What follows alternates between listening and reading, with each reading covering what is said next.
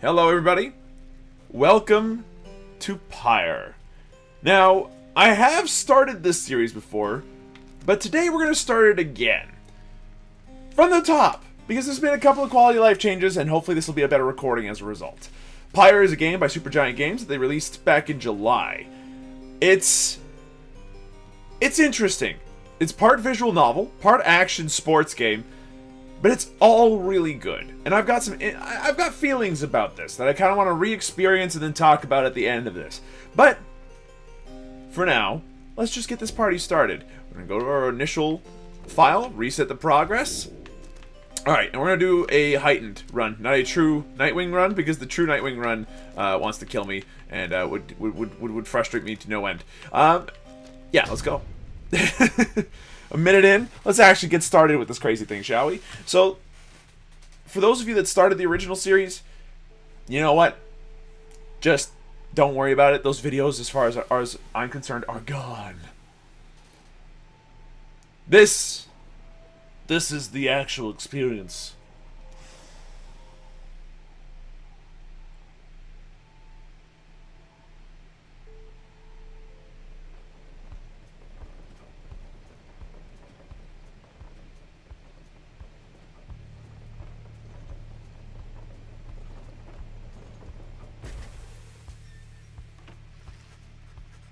Your days in the downside brought slow, lonesome agony. Now, as you lie yielding to the elements, something rumbles into view. Three shapes emerge, each clad in strange attire. So one part about Pyre is that you can mouse over highlighted words to kind of remind you what that is, or to teach you what exactly they're talking about. So the downside is a vast purgatory into which the Commonwealth casts its victims and its enemies. None have been known to return from the Forsaken Land. So we're now there, apparently. And there are three people that are coming out to meet us. Another piece of filth expelled from the Commonwealth. The Commonwealth is a proud country risen from the ashes of a fallen empire, home to a multitude of ethnic groups, founded on the principles of mercy and kinship, whose exact meanings evolved through many centuries. See? Right on schedule. What'd I tell you? You told us we would find someone alive. Someday! I said we'd find someone alive someday. Just not today, I guess. But don't be glum. You know, I see you frowning underneath that mask. Looks like she's breathing. So, this is actually another neat little change. I like this.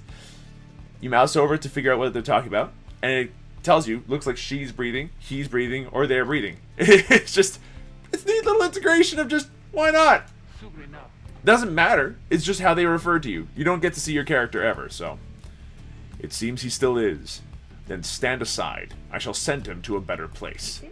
He's a he? Can you people just tell? Hang on.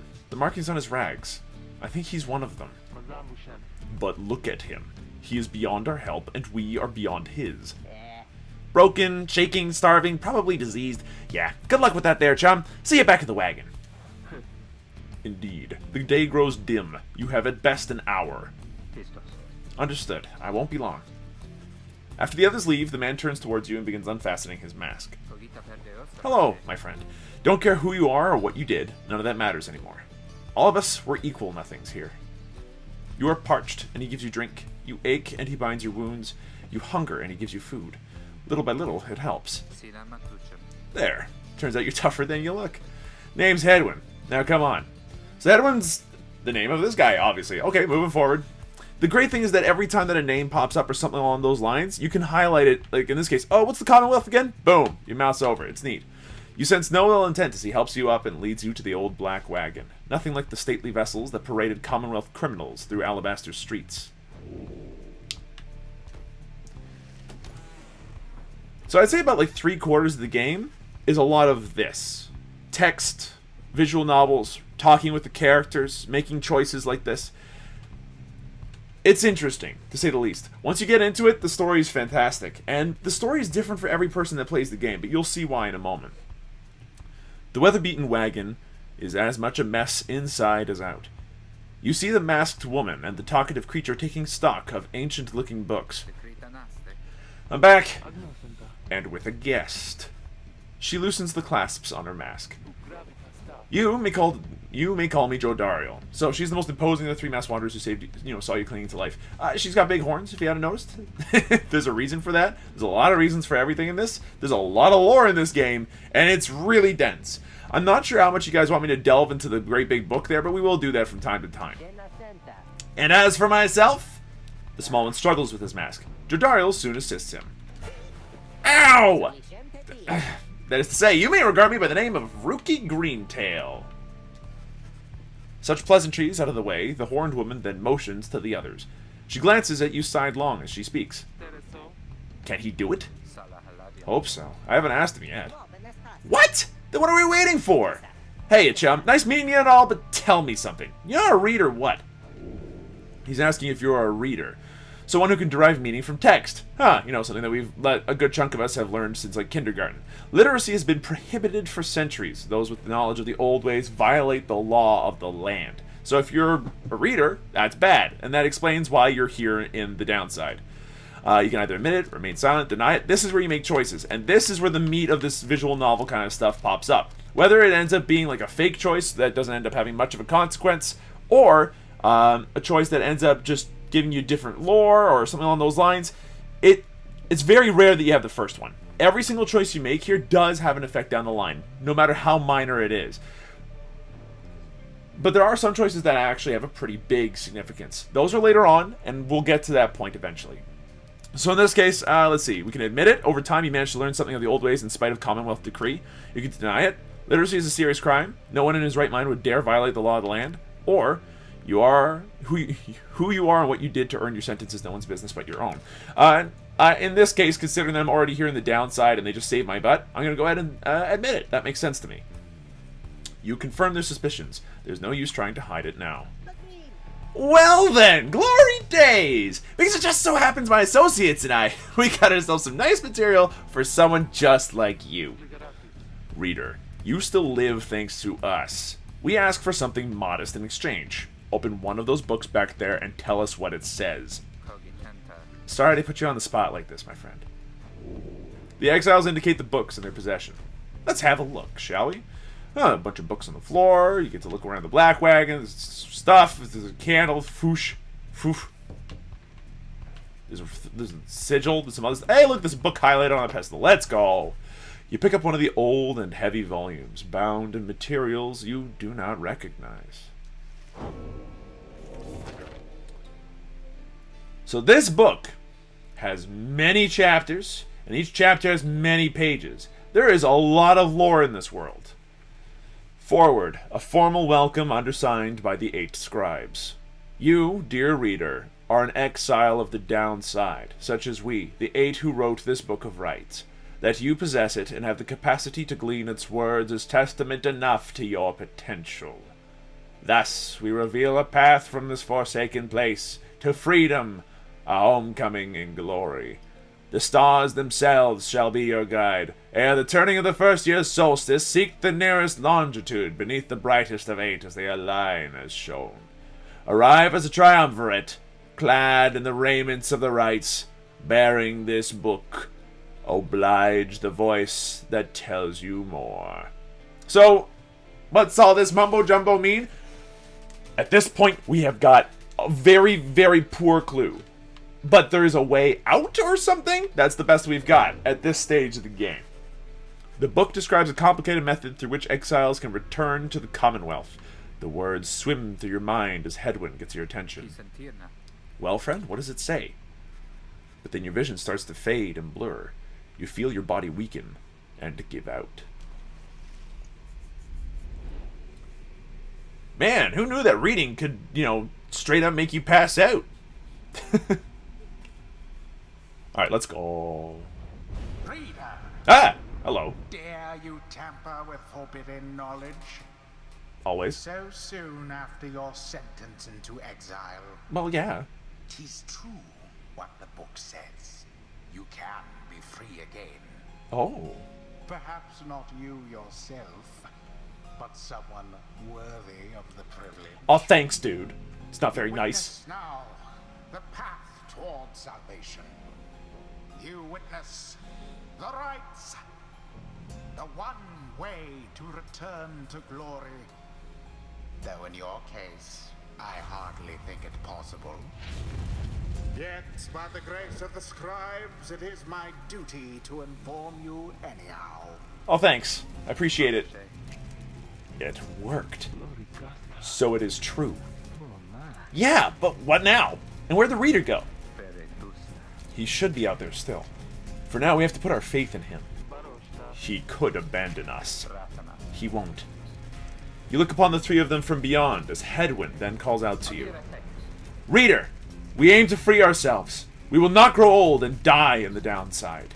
And now I swear to you, when we get out of here, you're going to come with us. But first, we need your help. Show us the way. Freedom. You focus all your mental faculties to do as Headwind asked. So here's the deal. This is probably the interesting part of the game for most people. You have 3 people on a team. The goal is to pick up the ball, Celestial Orb, sorry, and pass the orb between your players. And then you'll see, you can only move 1 exile at a time. It's either the one with the ball, or if you don't have the ball, whichever one you're controlling at the time, you can sprint around to move a little faster. Oh, my stamina was depleted, thank you very much. And then plunge it. The idea is that you want to take this ball and bring it into the opponent's end zone. The Pyre itself. It's effectively kind of like, I don't know, football, if that makes any sense.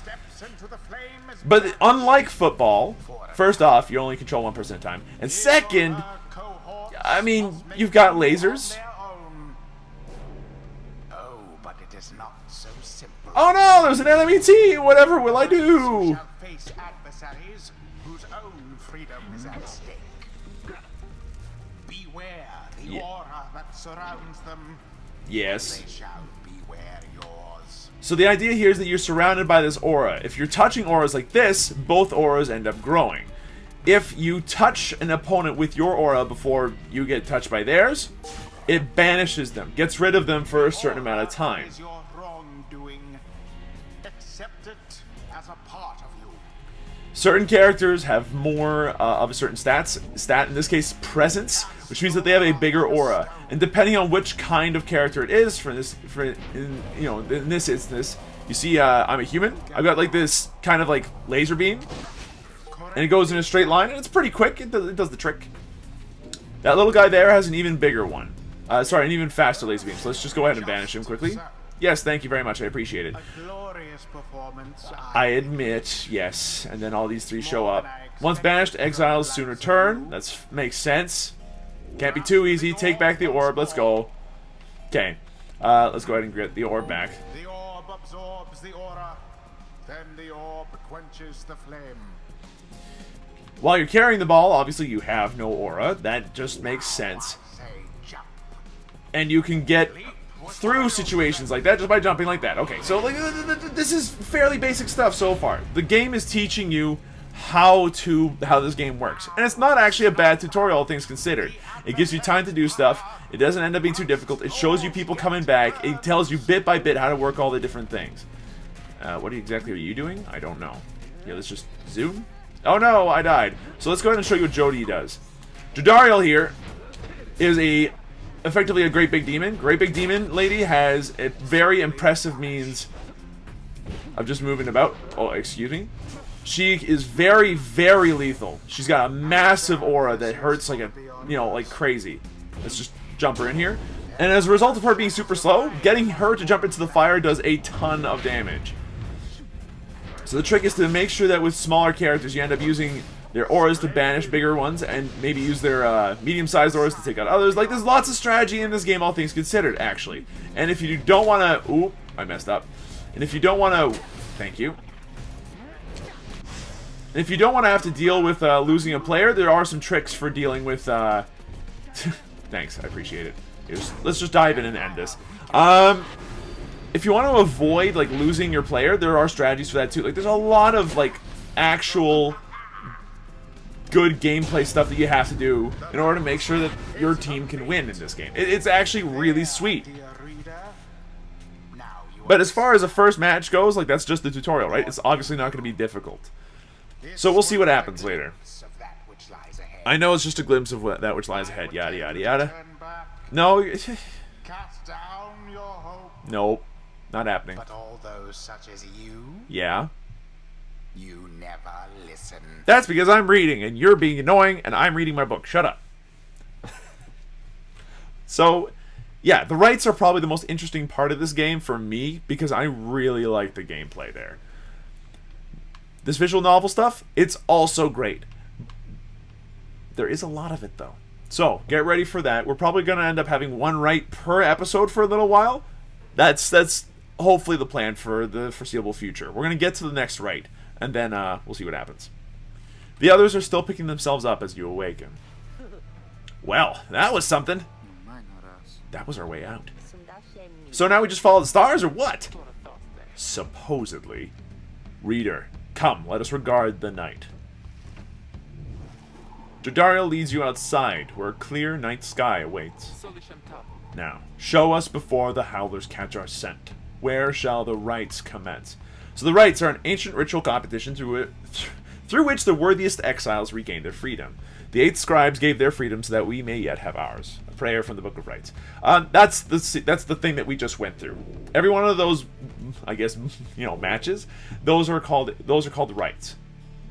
We're gonna go to this next area. Now, what's cool about all these different areas is that as you're going through them the first time, there's a sequence. You go through the sequence and it's not a problem. But later on in the game, it opens up a bit. You'll see. 200 leagues due east, the Ridge of Goal. According to the stars, the next rite shall soon commence here. The fossil remains of the serpent titan slain by Gold Galathanian? Yeah, there we go. Gold Galathanian. Yet loom over this, still living in his shadow. There's so much stuff. Like, starting out that you're just like, what the frick? If you're the type who likes reading, or, like, you're trying to get somebody to learn to read, and they're at an advanced enough level, like, this has enough text in it to make sure that it's actually a pretty big book. Great. And we're supposed to be there by when exactly? Very soon, according to the stars. You should be able to arrive in time if you make haste. Then we'd best get started. Well, this ought to be good for a few laughs, at least. What do you say, Jody? That's Jodariel. Jodariel turns to you, studying you. Reader, do not deceive us. Pray we make good use of our remaining time. What she means is, glad to have you aboard, chum. We're counting on you, my friend. See you inside. Freedom. The rites are the key. It is a lot to take in. Now, as far as this game's, like, novel stuff goes, it just kind of tells you about what you're feeling a good chunk of the time. And, like, that's fine. Supergiant games want to make their own narrative. But, it kind of comes at a bit of a, I don't know, dissonance with the things that are about to happen starting now. You arrive in the downside prairie, where the road ahead is forked. There's a lack of consensus about which way to proceed. So, the downside prairie is one of the downside's only verdant regions. It only gets less hospitable as you press further north. Great. I'm telling you, we ought to take the northern pass. Got an associate holed up in Hollowroot. I've got to pay, I've got an associate holed up in Hollowroot I've got to pay a visit to, besides. It's weird sentence structuring there. Hollowroot, the northern route to the Ridge of Goal, goes through a small exile encampment. Every so often, tempests come and scour away the huts and hovels, but they always crop back up. Fie on your associate. Best we head to Blooming Pool and avoid attention. Blooming Pool's the southern route through to the Ridge of Gold. It goes through a humid area packed with hot springs. Runoff from the sandfolds means no bathing in the springs, so they're just there to mock you. And get stuck in a bog while we're at it. The dispute continues as Hedwyn listens for a while. What if the reader settled this? He marks the way, we get us there. If these rites are meant to test our faith, then we best learn to trust the reader's instincts on our path. No second-guessing him along the way. Can we all live with that for now? Yeah, sure. If necessary. Then it's settled. Just point the way, my friend. The stars guide us through you. So now we get to make the choices. So, like, see what I mean by a little bit of dissonance, though? Like, the game tells you how you're supposed to be feeling. And then also gives you choices. And, like, it makes sense narratively speaking if you're not thinking. And, like, it's fine. but at the same time... Anyway, I'm going to listen to Jodaro because she's big and scary. And also I like Jodaro as a character. So we're going this way. Jodariel offers to show you around Blooming Pool after she notices you staring at the bogs of vegetation near the wagon. Soon, something catches her eye. Observe. This shall pay for half our trip. You found a black bloom. It is quite valuable. Yay! Go us! Who knows why? Who cares? It doesn't matter. Now I'm going to let you know, right now, that if we had gone north, Ruki would have found an item worth 30 gold. Now, you might think, but then that means it's a choice that doesn't matter, because either way you get an item that's worth 30 gold. True, but depending on which choice you make, some things change down the line. Soon, and not for very long, but they do change, so it does matter a tiny bit, at least. Like I said, every choice, no matter how small or inconsequential it initially seems, does have a little consequence at the very least, and sometimes has a major one. The Black Wagon grinds to a stop at the base of the Ridge of Gold, the big serpentine titan thingamabobby. Well, we don't know what titans are yet, we have no idea, but like whatever, let's move forward. The others ask you to assist with making preparations for nightfall, and the commencement of the rite. Alright, so we got a page revealed, and our Black Wagon has a speech bubble, which means there's someone in it. Oh, let's see who it is. Hey, look, it's Jodariel, and there's a bunch of sparklies. Inside the Black Wagon, there are a couple of things that you can find. The first are the personal effects of the people that you're with. So in this case, Ruki Greentail's family portrait, and it actually tells you where he is, and gives you an idea of, what's up with him, and what he's thinking. Same goes for Jodie's, throw rug, so Jodie's nearby, which means she's right there. And then you've got Hedwyn, who's resting up for tonight. Sweet. These don't really do very much because you can't go out and find people while they're doing other things. They only pop up when they want to talk to you. But it's neat in that it adds just a little bit of context to everything, and it makes the world feel a little bit more alive despite being not animated. You know what I mean? Anyway, let's talk. Reader, Greentail here was just complaining how you opted not to take us up to Hollowroot. What? And violate our anti-second-guessing pact? No, I was only saying our chum's gonna have to keep on making the tough calls. Besides, just making sure we got something to pawn off the next slug market we find. What's a slug market, you might be asking? A crude trading post found in the downside. Commonwealth contraband sometimes finds its way to the downside, where it is traded and sold. And we have. Now let us focus on the task at hand. We have reached our destination and have much left to prepare before tonight. The two of them soon go about rummaging through the raiments and the books strewn about the wagon, leaving you to your own devices. Alright, and a shiny book. Every time that the book is shiny, there's a new page in it. The First Exile. So every single page in here gives a little bit of context, and depending on how much you actually want to physically read and physically find and all that good stuff, then the book is going to be massive and give a huge amount of lore and context. Unlike a bunch of other games where it's yeah, the environment tells the story and all that kind of stuff. I don't know why I put on that voice. Pyre really does scribes you the story. It does tell you its story, and it's expected to a certain degree that you know more or less or that kind of thing. Your character only learns a certain amount by reading this. You, as a person, will only learn a certain amount by reading this book by the time you meet certain people. And then as you go through the game later on, you end up learning more about the books, about the context. Stuff starts making different or more sense, and it's interesting. I like the fact that they kind of give you a book within a book, if that makes any sense. So, The First Exile, in the words of Golgol Athanian. Why did it have to be that name? The Master General. You know perhaps the thrice-cursed name of Solium Mirror, the Emperor of Sar, the First Exile, and my liege. This chapter, the gold one that we're currently on, concerns him and those who found him in the downside. Each of us was sent to take his life, such was the hatred for him in and around his country. Yet, we found in Solium Mirror a man transformed, in body, mind, and spirit, a man deserving of much more than mercy. In time, he named us all his scribes, and he became the eighth. It is my greatest honor now to share with you his deeds. To know his story is to know the rites. So you've got chapter 1, 2, 3, 4, 5, 6, 7, and 8. Each chapter is written by a different character of, like, you know, this mythology. Each one concerns itself with a different section of the world. You have one for the hard mode constellations, which we'll talk about later. You got one about the regions. You got one about the different people that you go up, the different teams you go up against. Like, it's everything, you know? There's everything in this book. And part of it, like part of this game, I swear, is collecting all the pages. Anyway, let's get started. Let's actually get through a real rite. As darkness falls, your fellow exiles stand together, clad in the raiments of the rites. The preparations are set. However, everything is still and calm. Soon, they grow restless. I keep telling you, there's nothing here! What a bunch of idiots we are! If we traveled all this way for nothing. I don't think we did. Look up.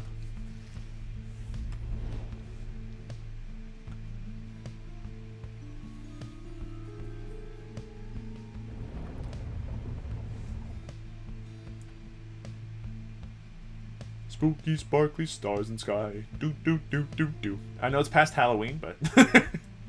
Anyway. Oh, hi. The stars align at last. Oh, good. Were you waiting? You reach the Ridge of Gaul at the appointed time, and your triumvirate is ready. I'm nothing if not punctual. Adversaries in the rites this eve shall be the accusers. Oh, they sound like a nice bunch. Thanks. Whoever pyre yet burns once the other is extinguished shall step closer to freedom. Oh, good. Sweet. Now let the rites commence. Thanks.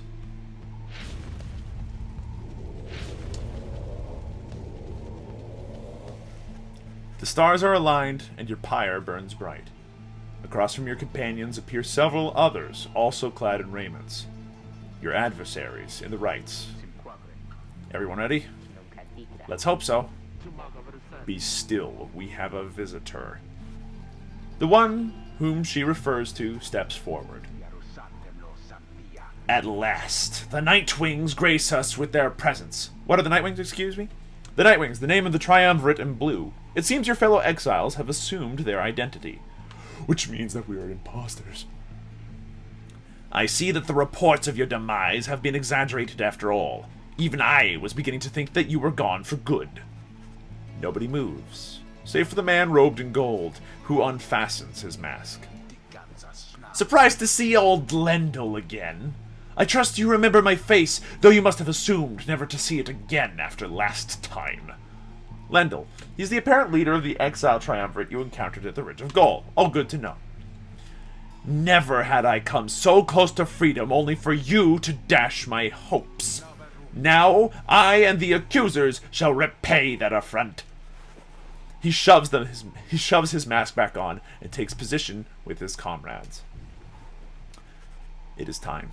From the shadows, you clutch the Book of Rites and focus on the task at hand. So do we have any idea what Lendl's talking about? Absolutely zero. But we will find out. Over the course of the game, you do find this kind of stuff out.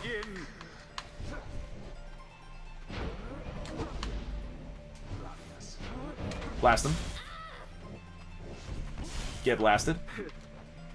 Vanished all of them. Oh, hi. This might be a bad spot. I made a mistake. Bye, Joe Dario. I made a big mistake, actually. So this is actually fairly easy, and I'm just being an idiot moron, man. Hold on. There we go. Get blasted. Also get blasted. Also get blasted. Oh, shit. Okay. Unfortunately, we're in a really shit position. So we're going to actually toss him the ball, blast this guy, or not. I'm going to screw up entirely. Don't worry about it, though, because we're about to get a double kill. Okay, nice. Now get out of here. Shoo. This should not be this hard currently. Thank you.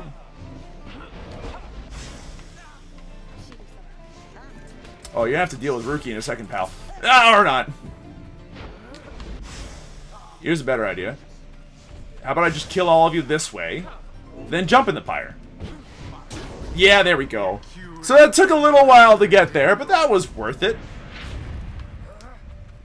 Now we need to go ahead and somehow send a message.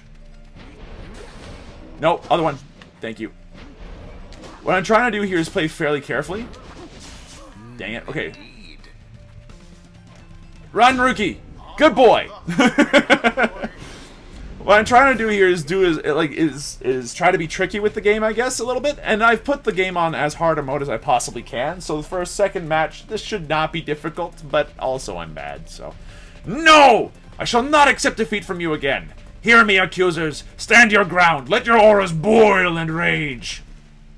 And this is where the game teaches you how to do something that I should not have done until now, anyway. We're getting there, but they've hunkered down.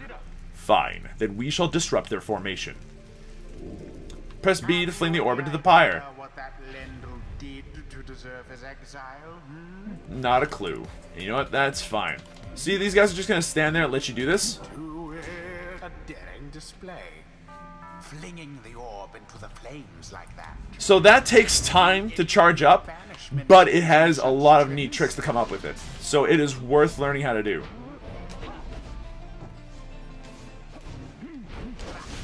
Nice slide, kill as far as I'm concerned. Wah! Yeah! Getting in a good throw means that you don't lose a dude. It's pretty sweet and important to land. Oh, did I just laser snipe you? And you? I am a straight up G, that's what's up. Into the fire, get smoked. So, yeah, for first mission, it's not so bad. Let's go. Rejoice then in your single fleeting victory. I'll take my single victory. Can I add another one later, please? I'd like to go for seconds. That'd be great. Your deceit may have earned you a hollow victory, but know this. The accusers will not forget your wickedness, and when next we meet, you will rule the day! Rule the day that what happens? I've got no flipping clue, dude. So every time you go through one of these, your dudes get experience, and then if they get enough experience, they level up. They can level up 4 times, and that's it. But every time you level up, you get a sweet talent, and there's, some very sweet talents. I'm gonna go with, let's go with Relentless Vigor to start off with. Every time we banish with her now, she regains all of her stamina, which means that she can use her massive pie plate to, like, mass murder an entire team. It's great! You get some really overpowered combinations as well, to a point where you're like, oh, well, my character's actually a god. We'll get there. After the rites, the accusers, the triumvirate that we just faced, disappear into the darkness. As you return to the wagon in the still night sky, you see a single star burn brighter than the rest, beckoning you onward.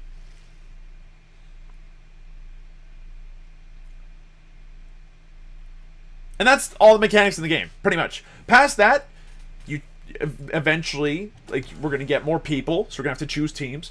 We're going to get the ability to sell stuff and get money to buy, items that we can equip our dudes with.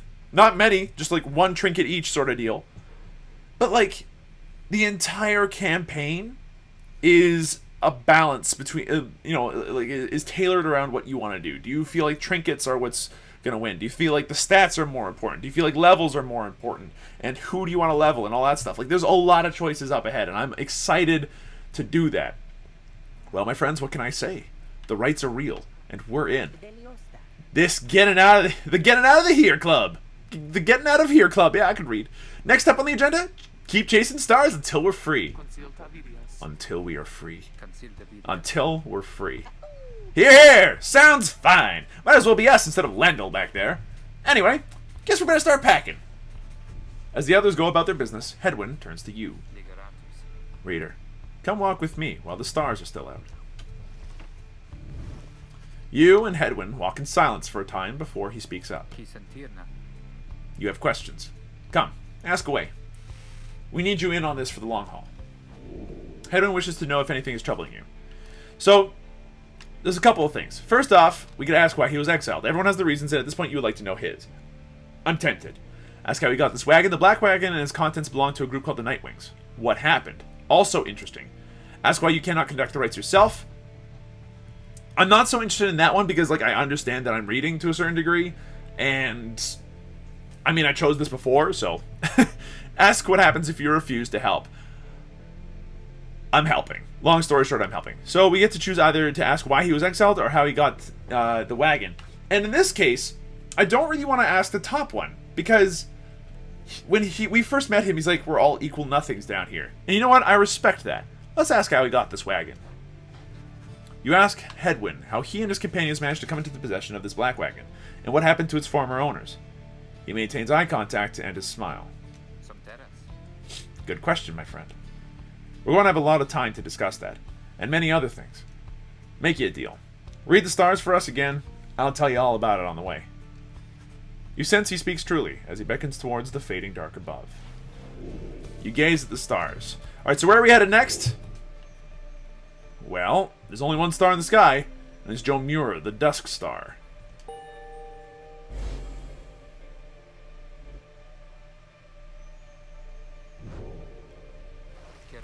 That's a long way north and west. We'll see if this old wagon's fit for it. Then, he turns to the others. How's it going, rookie? Imps fed, wheels clean. Status, Jody? No sign of howlers. Everything is secure. Good. Then, get some rest. We're headed to the Spring of Jomura. At dawn, we're off.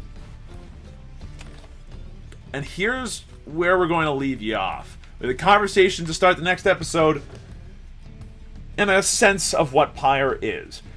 I want to stress something. Pyre is a fantastic game. Especially if you're the visual novel type. And even if you're not very into heavy action stuff, you're always able to reset your matches. You're able to put it on an easy difficulty whenever you want. It's mostly about the narrative. Pyre's focus is the narrative, and the action moments are secondary. It's more so than it was in Transistor, if that makes any sense.